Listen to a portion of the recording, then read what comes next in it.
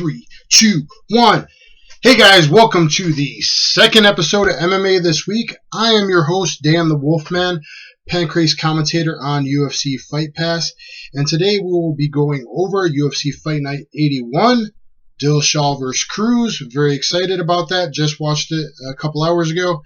And I'll also be breaking down Invicta 15. As you guys see here in the corner, I have some epic old school pictures for you to look at. This is really part 2. Part 1 goes back even earlier, but had problems in editing. I'll try to get these together. I thought it'd be something cool for you to kind of look at while you listen to me chat. I really enjoyed the Dillashaw and Cruz fight. I think it was very exciting. We will get back to that later. I want to give the women fighters out there some of the credit they deserve first. So bear with me and you'll learn some things, I'm sure, as I share some of my knowledge and experience, guys. As you can see, I've been doing NHB MMA a very long time. Started watching UFC back in 95 and been training and hardcore training since 97, going back to like Severn and Tank. I talked about that in the last video. You can see me at UFC 19 in the octagon right there, sporting the Severn Junior mustache. Look at that. Look at the resemblance. We'll be talking about that more in the future. Anyway, guys, Invicta 15, very exciting. The first couple fights, I had some problems with my internet connection. That's on my side of things.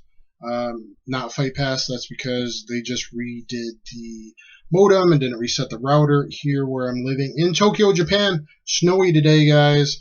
Was snow on the ground this morning, and been inside all day watching fights, so I haven't even gone out yet, and I'm starving. Anyway, Megan Anderson over Amber LeBrock, knees and punches, third round TKO. Similar, I believe, to the beautiful Angela Hill finish of Alicia Gray. Beautiful finish, knees and punches, blitz against the cage. Some beautiful Muay Thai destruction there. I believe it was very choppy, so bear with me on that. Next was one of my favorite fights of the night, someone I really enjoy to watch, Mizuki Inoue. This girl impressed me right away early on in Invicta, 18 years old back then, with her good head movement and slipping and ripping hands in the pocket. She has beautiful fast hands, great scramble. She was winning with her speed, and she finally got the armbar in the third round. I think it was her third or fourth armbar attempt over Lacey Shukma. Now, Inoue, I think, is a very exciting girl to watch, and it was really a good fight. Shukman did a lot of armbar defense by hiding it rear naked choke style once she was getting armbarred, then defending a little bit late, but stacking in or twisting in to stack in. But eventually Mizuki was able to get it. So that was very impressive. Fun fight to watch. If you haven't checked out Invicta on Fight Pass yet, guys, you need to be checking it out. Do a trial at UFCFightPass.com. And guys, I've been... as you can see, there's a couple pictures of the first ever all-women's MMA event, Hook and Shoot Revolution, in my pictures here. And I went and drove like 9 hours to cover that back in the day. I think it was 2002 to cover that for Black Belt's Fight Sport magazine. Been published in 3 magazines, Ultimate Athlete, Fighters Only. I wrote for both of them a lot, helped them get off the ground, and then also that one issue in Fight Sport. So, been supporting women's MMA a long time. Next up, Amber Brown got a quick guillotine on last-minute replacement Chino Van Hoos. She's wrapped up the neck and managed to eventually get back to guard in order to get that guillotine. Colleen Schneider, a girl whose fight I called at Pancrase 270, won another split decision when she beat up Raquel Aluehi. Sorry, never been to Hawaii. She beat her up on the outside with striking, her Taekwondo background, a good movement on the outside striking as we usually see from her. Really busted up her eye pretty bad. Though she was clinched up a lot. She was taken down a few times, but always managed to give her back and just stand back up. But clinched up a lot against the cage, kind of sometimes turning her back too much, sometimes getting caught, doing like spinning kicks. She gives up her back a little bit too much. But a good win for Colleen Schneider in Invicta So we'll probably see more of her there, or perhaps back in Pancrase. Strawweight champ Brazilian Livia Renata Souza remains undefeated. Pay attention to her. Livia Renata Souza, she remains undefeated, moves to 9-0 with a beautiful switch kick to the liver. Boom, for her first TKO. Ground and pound, just a minute 30 in the first round. Hit her in the liver, followed up with some hammer fist. And that's pretty exciting because most of her other wins are by submission. She's a judo and jiu-jitsu specialist. She's a black belt. She's one of, if not the best grappler at strawweight, though she is very undersized for the division. She walks around like 113 pounds. Be interesting to see if she ever, moves into the UFC, or if atom weight 105 gets established. I believe that's atom weight, maybe 95 is in the future. But quite a bit undersized to some of the other women at 115, though she is a champion. She looked very good. She's looked very great in the past, and looking forward to seeing more from Livia Renata Souza. Guys, let's talk about Cyborg. Cyborg moves to 15-1-1 in MMA. She only lost her very first MMA fight 10 years ago. I believe it was like by rare double knee bar, or started as a double knee bar. And she crushes girls. She's knocking them out. First round TKO was usually in a minute and a half. This one went almost the whole first round. The girl she fought did a very good job, Russian Daria Ibragimova, by throwing a lot of overhand rights to the single leg pickup. Now, she couldn't get the takedown, but she was able to drive Cyborg Justino against the cage. And Christiana had very good balance, BJ Penn style, just standing on one leg, hopping around on one leg, hooks against the cage, and even better, in a row, chicken wing elbows. I really love seeing that. I think she blitzed 4 or 5 really fast chicken wing elbows at one point. That was very exciting. At the end of the fight, she got the knockout by the girl loaded up her right hand to throw right. She slipped to the outside through the counter right hand, stepped off at the 45-degree angle. Very similar to how Vanderlei Silva knocked out Brian Stann. I believe that was Brian Stann's last fight before he turned full-time commentator, analyst, and commentator. And anyway, I trained with Master Rafael Cordeiro quite a few times at King's MMA, and that is something they put in their combinations fairly often. I have one of those combinations on my YouTube channel. So while a person throws a right, slip outside of their right, throw your own counter right, and it worked wonderfully. Hopefully there's not a lot of buffering or choppiness going on. I really can't tell, guys. So I hope this is somewhat enjoyable. Bear with it. Next up is talking more about Cyborg. Guys, another finish. I think, in my opinion, UFC should pump her a little bit more for potential future matchups. They have all this wonderful Fight Pass knockouts footage they have now. They could put a highlight video together. And what I would do is on Holly Holm's next pay-per-view, as it ends, if she wins her next fight, whoever that is against, I would be showing some Cyborg highlights and the wrap-up. Because you never know what could happen. Let's say that Holly Holm wins her next fight. Be that Miesha Tate, be that Ronda Rousey.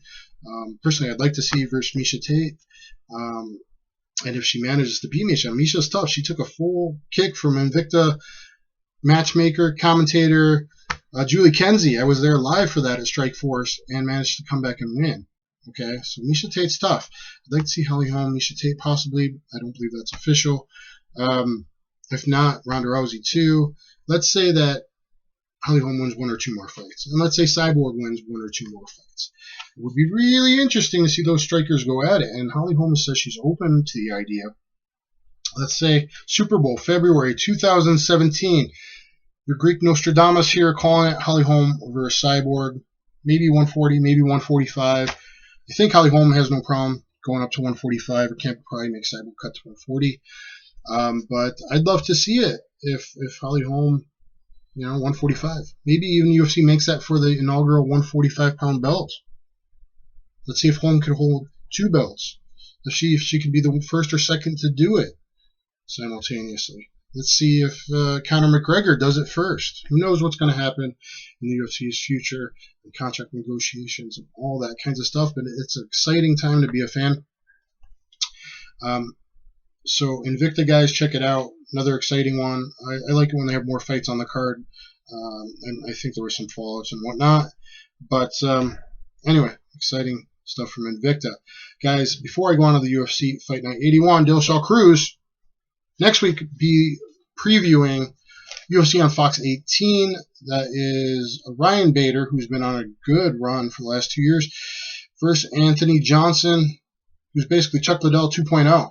Anthony Johnson, wrestling in reverse, huge knockout power, and that one should be exciting. We'll be previewing that, and also previewing Pancrase 275, which will see the Pancrase debut of UFC, 8-time UFC veteran Hatsuhikoki, the Grappling Wizard, and I can't wait to commentate his fight at Pancrase. So next week we'll be previewing those two events. Now on to Fight Night 81 that was live on FS1, Dillashaw Cruz. I won't cover all the early prelims because, quite frankly, I was sleeping with the time difference. Again, guys, I'm in Tokyo, Japan. But they showed a couple in the FS1 prelims of the early prelims to fill some time slot they had available at the end. And Luke Sanders caught Wildman Maximo Blanco with a left hook. I talked about Maximo Blanco. Always exciting to watch, being a Wildman. First episode, he went for a jab to the body, overextended his head over his front knee, got out of position. Guys, in wrestling, you get out of position, you're going to get dragged. You're going to get taken down. In boxing, you don't have your hands in position, you're going to get hit in the face. If you're not in position, if you get off balance from a punch, you overextend, you're able to get countered. That's what happened. I believe that's what happened. He went for a jab to the body and got hit with a counter left hook. So learn from that, guys. By Luke Sanders. Next up, Chris Wade looked really great with a head and arm throw. Ground and pound in the guard. Was defended well, but eventually just staying on top. Guy gave his back. Single leg riding, cross wrist, riding, wrestling, riding, Catch-Jitsu, riding, hybrid wrestling style, riding, boom, ground and pound, slip in the rear naked choke. First round finish by Chris Wade. Friend of mine, Ed Herman, guy I trained with in Portland, Oregon, got a much needed and great win by him, both him and Tim Bosch, moving up to light heavyweight for this fight. Tim Bosch, honestly, I believe was winning, or had won the first round, just with faster footwork and getting off first, being busier. But Ed Herman got the knockout with a right knee to the chin from the plum clinch in the second round. We'll talk more about the plum clinch versus collar tie dirty boxing in a second. So pay attention to this one. Ed Herman sensed that Tim Bosch did not work the quick uppercuts. Okay, he was too slow on the trigger. Ed Herman, plum clinch, inch and a half taller, skips in that right knee, knockout. Good night, sweet prince. Okay, so congrats to Ed Herman and all the guys at Gracie Barra in Portland, Oregon. Guys, if you haven't, if you're in the area, if you're a jiu-jitsu guy, you want to try jiu-jitsu, whatever the case is, go to Fabiano Schirner's Gracie Barra in Portland, Oregon. Great, open-minded training, MMA, gi, no gi, all the way around. So congrats, Edward Herman, to you, sir. And be interesting to see what you can keep doing at light heavyweight as you keep doing heavy lifting, as I've watched you do, and you continue to put on some more size for that weight class. Guys, then they showed Amir Latifi. Basically, his opponent coming in, boom, overhand right. That's the whole fight. Overhand right, one more punch, referee stopped it. You can't stalk in too fast and move in too fast. When guys are fresh, you might not avoid those first punches until you get timing down and your defense down. And, when a guy's the fastest on his strikes, boom, here comes the boom. Basically, just like the movie, that's what happened. Okay, so knockout by Amir Latifi. A fight I was looking forward to, I talked about last week, Patrick Cote, Ben Saunders. Patrick Cote did a very good job. Ben Saunders got an outside leg trip takedown. Cote managed to get to guard. Cote did a great job from his guard and was able to secure a very nice armbar. So deep, so nice, that Saunders had to give up position, and Cote managed to scramble on top and then land some vicious ground and pound to steal the round. Even though Saunders trying to leg hook and rubber guard and throw meat hook in and all that kinds of stuff, grabbing his leg. Really didn't secure the overhook. And even when he possibly did, didn't matter. Cote did his homework and was able right away to just hard posture, limp arm out, bang in the face. Okay, and that's hard posture. Bang in the face is what can beat rubber guard.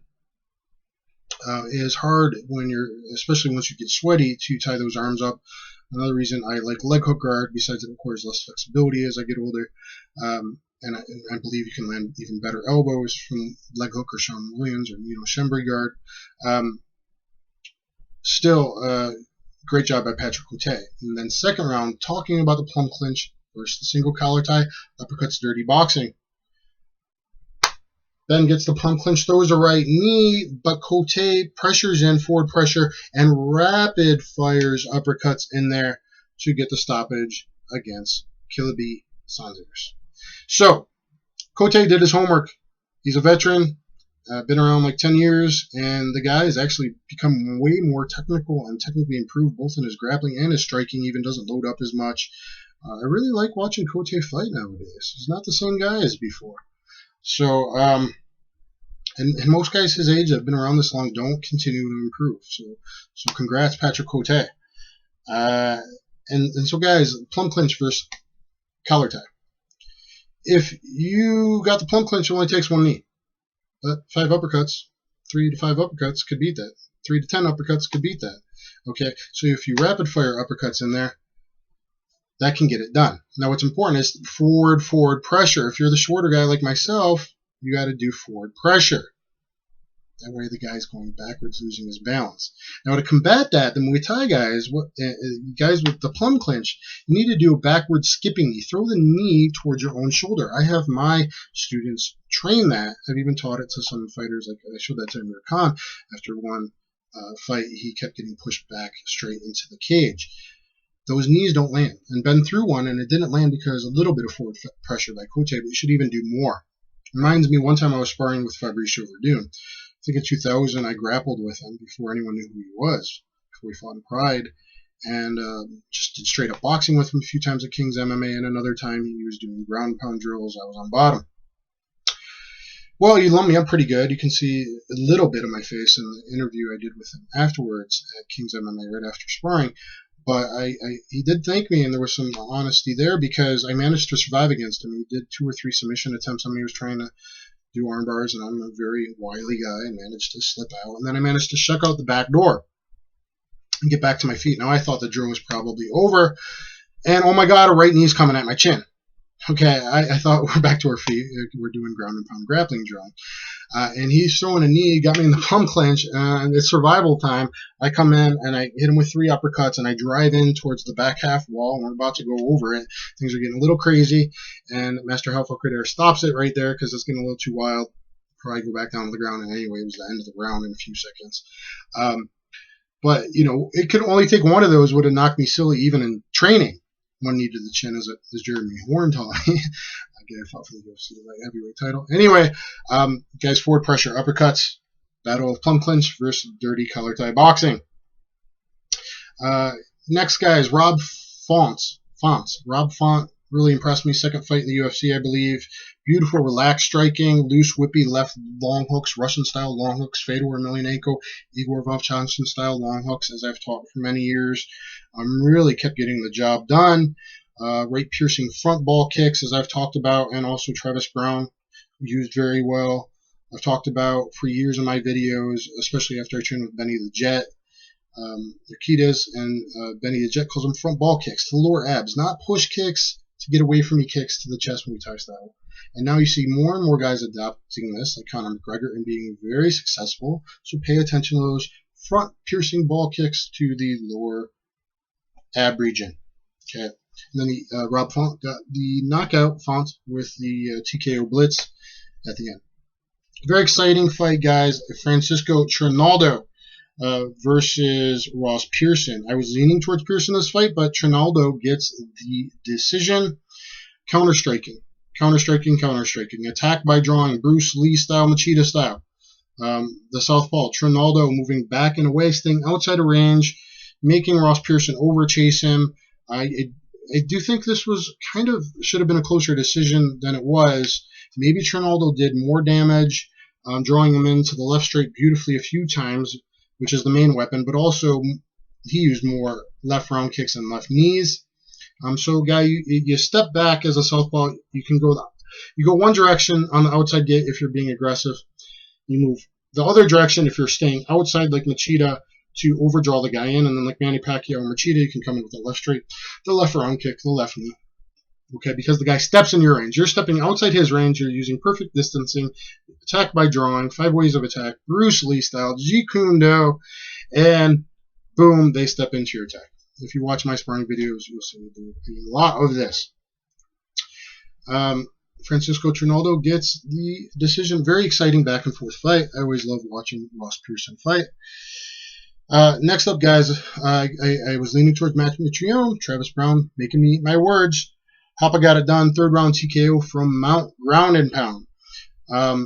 Most fight on the feet. Couple horrible fingers in the eyes. Taller guy like John Jones sticking the hands out. Guy's got to spike his own eyes on your fingers. They've done a better job about making sure guys stick their fingers up as opposed to out and in, most referees. But unfortunately, it still happens when they're supposedly framing. But should guys be fighting with that front hand open so much? No, I don't think so. Anyway, couple really bad eye gouges. The second one, you would think that Travis Browne knew it was an eye gouge, but the ref didn't call it. Now, he tried jumping on him. Is that fair play? According to the rules, yeah, it is. Is it kind of a nasty move? Yeah, it is. When you're fighting at heavyweight, do you need to be nasty? Otherwise, the guy might knock you, into a retirement home, possibly. But kind of dirty, anyway, of Travis Browne. I think you get what I'm saying if you saw the fight. It took a minute later to the ref to finally break it apart for the thumb in the eye, the second one. Travis did at one point, ended up in a 2-on-1 Russian 2-on-1 on the arm, on the left arm of Matt Mitrione Meathead, and got an Ashibarai, nice, beautiful sweep and a side mount. I'm sure you learned that one from Ronda Rousey. You see Ronda practice that kind of stuff quite a bit. So that was cool to see. And then immediately, actually, from there was trying to key lock. The second time they hit the ground, went right away to mount. Boom, boom, boom, boom. Elbow. Basically, a little bit of survival by Mitrione, and then the referee TKO stoppage. So Travis Browne got it done. Let's see how he moves forward from here. Next, guys. Well, I didn't take any notes, but the co-main event, Anthony Pettis and Eddie Alvarez. Eddie Alvarez wrestled his way to a split decision. I thought Pettis did more damage in the first 2 rounds, even though he did have his back static against the cage way too much. Alvarez did hit, I don't know what it was, maybe 6 or 7 out of maybe 15, 16, 17 takedown attempts, something like that. Good forward pressure by Alvarez, not quite enough heavy punches, always kind of level changing and doing what he needed to do. He got the victory. And that's important for his career, obviously, against a former champion. Kind of leaned towards Pettis in the fight. Not the 3rd round, that's Alvarez's. But I thought Pettis did more damage in the first 2. But Eddie, admittedly, he wasn't fighting, like he said in the after show, he wasn't fighting a top 10 to 15 guy that he could do his usual style and get a sweet knockout. He was fighting a former champion and a top contender. So he did the right game plan probably to beat a guy like Pettis, as we've seen RDA do, and earlier we saw Clay Guida do. Take down Pettis, control him, be physical, grind him against the cage. That's the way of beating Pettis. Though I thought Pettis did good takedown defense overall. He got taken down, but against the cage a lot, he was doing a lot of the right things other than being too static. He should have been screwing his butt off more, throat shove and nasty stuff I teach in my videos, head twist, and that kind of stuff. But working with the Izzy Wrestling, I think overall helped, even though he was taken down. Anyway, congrats to Eddie Alvarez. Sorry if I'm being hard on you here. I just think that it. I like to see you as the knockout guy. Okay, I like to see you as the heavy boxer. And I'm sure you do too, but it becomes a business decision, and you got the win, and that could put you in a good place. A lot of guys now, Dominick Cruz, TJ Dillashaw. This was a dogfight. It looked like a dogfight.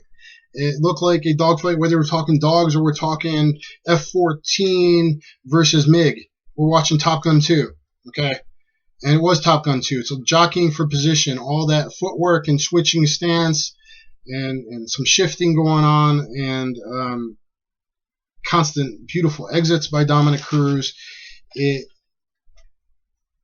a dogfight. And very interesting one. If you're into footwork and you're into technique, a lot of us were looking forward to it. Myself, Joe Rogan. If you got a mind like that, it's cool to see. Even if it was just mapped out in cool ways afterwards, with the feet and lights, I'm sure it would look just amazing. Okay. Who did more damage?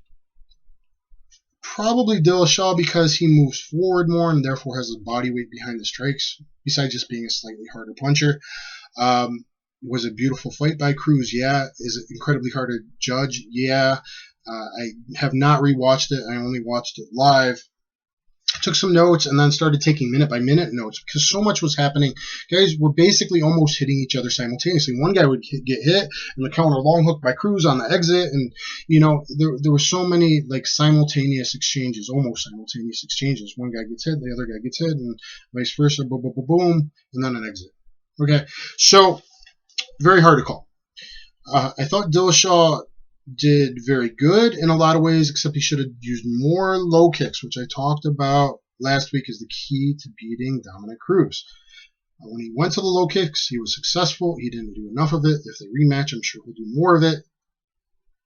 First half of the first round, he landed some good low kicks, but then he abandoned it. If it's working, keep at it, and it's going to work against Dominick Cruz. He's going to step into that. Cruz had some good right hands after that, and TJ had one big right hand. Second round, TJ again, some good leg kicks and a right high kick. Okay, but even when high kicks a couple times landed, Cruz is moving away from it, so it depletes the power.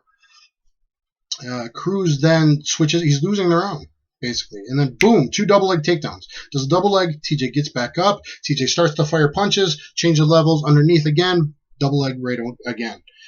So got 2 double leg takedowns right away in the second round. That probably won him on the judges' scorecards. I haven't reviewed the judges' scorecards, but, the takedowns could have had a huge factor to play in it. Then I started breaking, too much was going on. I started to break down minute by minute which significant strikes stood out to me, not mostly jabs and that kind of thing. TJ landed a big left hand and 2 very hard right low kicks in the first minute of the third round. Second minute of the third round, TJ lands a left hand right on the mouth. Messes Cruz up a bit, in my opinion. And then right high kick catches him with the toes, but not solid. Third round, TJ, 2 right low kicks. 2 hard right, specifically hard right low kicks. Third minute of the third round. Fourth minute, Dominick Cruz is what stands out to me. Double off a low kick attempt. So I believe it was a right low kick attempt and catches it, double leg takedown. Tries a little too anxiously for a rolling anaconda choke before he's really got it sunk in, as we've seen Phil Davis use, his training partner. So tried that. TJ gets back up. 5th minute, Dominick Cruz lands 2 solid left hands. So, third round, probably hard to score. Fourth round, TJ lands 2 right hands, hard right hands, and a right low kick. Now, obviously, more happened than this, but this is stuff that stood out to me. Second minute, TJ right low kick to the kind of knee area and slides down to the calf. That seems to really hurt Dom. They kept replaying that low kick. Maybe that rolled Dom's foot. Dominick was talking about his foot being injured going into the fight. I didn't watch the press conference because preparing and putting this all together and having technical difficulties. The third minute of the fourth round, both guys exchanging, both guys landing some good punches, pretty equal. Fourth minute, I say TJ got a takedown, and then Cruz gets back up, but TJ keeps him pressed against the cage, knees to the back of the hamstring, knees to the leg, one knee, left knee to the face. So TJ putting in the work. 5th minute, TJ lands good after stuffing takedown attempts, which he started to do at that point on and a couple times later, stuffing the takedown attempt and landing a couple good ones as Cruz was coming back up to his posture, getting back to his feet. Very close fight. Very beautiful to watch. I loved watching what Cruz was doing. I think TJ, again, maybe a little bit more damage because of forward momentum. That is not to say some of Cruz's punches that he landed, like especially in the exits, the right long hooks, the left long hooks, the over-the-top corking right hands. Cruz can hit too. 5th round, TJ one really big punch and like 4 kicks to the legs and body. Maybe the left one was to the body, maybe the head. I'm not sure in that first round. They're calling it to the head. I'm not sure if it actually landed the head or skipped off the chest. Because TJ, Dwayne Ludwig had called for TJ to start throwing the kick to the body instead of the head because Cruz was often just able to lean back and was already exiting. Against the high kicks, he was reading them well for the most part. So Dwayne started having him kick to the body more, which was a good call, but should have said, hey man, let's get on these legs. Let's get on these legs more and more and more, not twice in the beginning of the round and then abandon it. 2nd minute of the first round, Dominick Cruz, 2 major left hands, 1 major right hand. 3rd minute of the 5th round, TJ, right calf kicks, 2 right calf kicks hurt Dominick Cruz quite a bit. That's when we really see TJ, and Rogan's calling it, TJ hurting Cruz with the low kicks. 4th round, solid exchanges back and forth. 5th round, solid exchanges back and forth. Punches, kicks, the works. So, guys, very close fight, very exciting to watch. The footwork, the neo footwork, the switching stances, the exiting with the long hooks, the lateral movement of Cruz, all that kind of stuff. Really, really beautiful to watch. And I'm sure it's highly debated. I'm sure a lot of people thought TJ won for being the aggressor. Scores were 48-47 Cruz, 49-46 TJ, and then 49-46 Cruz, which is probably a bit surprising to many people. It's Dominick Cruz, champion, who never lost his belt. New and renewed champion. Dominick Cruz and the renewed champion. Okay? Renewed champion, Dominick Cruz. Congrats to him, especially after everything he's gone through. I can't be but happy for the guy. Cruz was limping after the fight. As you can see, he said the low kicks hurt him, but really it was a foot injury. So who knows how long that's going to keep him out. Who knows what's next. He's on an 11 or a 12 fight win streak. I believe 11 in UFC bantamweight. And maybe one was before that. I think it is a 12 fight win streak. Interesting, he called out Ken Flo for copying and pasting after that. If you've been following the news lately, you know what that means. If not, I'm not going to go into it. But that was interesting for him to call out Kenny Florian in the post-fight speech. What else do I got to say? It was very exciting. I look forward to it a lot. I'm curious what they do next. You could do a rematch right away. I usually hate immediate rematches. This one was obviously closely contested and hard to call. I'd be okay with an immediate rematch in this. Almost all the other immediate rematches I'm totally against. I believe the loser should have to fight his way back up unless it was really close or controversial. You could have TJ versus Rafael Unstensau, which that one went to Unstensau was TJ's previous last loss. So you could see that. And Rafael was also close to getting a title shot at one point. Then got injured. So I could see that one going while Dominick fights Faber again for ratings, which business-wise, okay, it kind of makes sense. Do I like Faber's somewhat gifted title shots? I like Faber. Came to ride once in my old beat-up man van way back, but which is pretty funny. But he, you could do that business-wise. You could even do, while it's still very hypeable, you could totally do Dillashaw versus Faber. I have no problem with Dillashaw with Faber, especially if it's kind of an interim thing. I don't know how bad Cruz's foot is hurt. Like I said, I haven't been able to pay attention to that yet. So if Cruz's foot is really that injured, or he needs surgery, or who knows if he's going to be out a little bit, Dillashaw versus Faber would be very good to do while this kind of master-student, Yoda-Luke battle could happen. That would be very interesting. Or Obi-Wan, whatever. You could do a lot of things there. You could have Unsunsao versus Cruz while he's champ, and TJ versus Faber. And there's other guys coming up. So it'll be interesting to see what happens in the future. Guys, I hope you enjoyed my breakdown of the fights. Who I thought won, I don't know without rewatching it. I thought it was close. It was close. The judges thought it was close, at least kind of, by the split way it went. And hope you like some of my photos. And I'll try to put more together, these old school pics for you.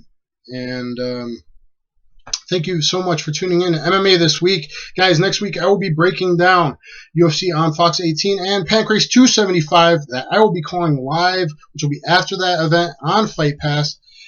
Especially if you're a West Coaster, watch these UFC events, have a party, and watch the Pancrase live right after it. Hatsuhi Oki making his debut in Pancrase, and that should be very exciting. I hope you tune in, and I hope I continue to evolve as a commentator. It's great to call these epic battles that have been happening in Pancrase. All 3 main events so far on Fight Pass have been super exciting. Guys, I'm Dan the Wolfman. Thanks so much for hearing me ramble, and I will catch you next time on the flip side. Take care, everybody.